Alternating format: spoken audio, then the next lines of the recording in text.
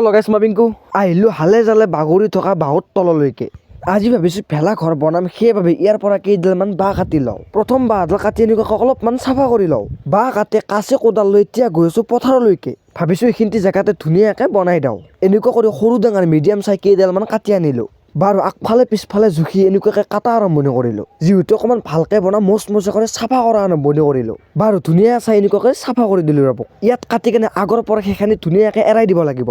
ইয়াৰ পৰা এনেকুৱা কৰি এৰাই দিলোঁ। যিহেতু বাঁহকেইডাল ইয়াৰ ভিতৰে সোমাই আনিব লাগিব। এক ছেকেণ্ড আমাৰ হাতত যিহেতু চিপিৰাং নাই, সেইবাবে আমি কোদালেৰে গাঁটা খুন্দা আৰম্ভণি কৰিলোঁ। গাঁটা খুন্দি বাঁহ পুতি তাৰে ওপৰত ধুনীয়াকৈ মাটি দি দিলোঁ। এনেকুৱা কৰি 4টা খুঁটা পুতিব লাগিব, তাৰ পিছতে হ'ব। এনেকুৱা কৰি একফালে পিছফালে ধুনীয়াকৈ মেৰামতি কৰি দি দিব লাগিব। এনেকুৱা কৰি ইয়াৰ পৰা এনেকুৱাকৈ সোমাই দি দিলোঁ তো চাৰিওকাষে, আৰু তাৰ পৰা এনেকুৱা কৰি এইফালেও এনেকুৱা কৰি দি দিলোঁ ৰ'ব। বাৰু যিহেতু আমাক গাঁঠিবৰ কাৰণে ৰছী লাগিব, সেইবাবে এনেকুৱা কৰি অলপ চলপ ৰছী আনিলোঁ।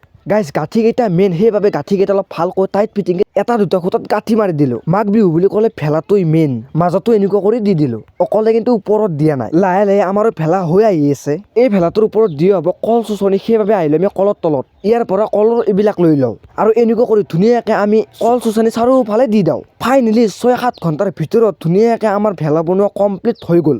জ্বলাই দিওঁতে 1 মিনিটত হৈ যায়, কিন্তু বনাওঁতে কিমান টাইম লাগে উপায় নাই দিয়ক। আজি মিনক বাই জয় আহোম।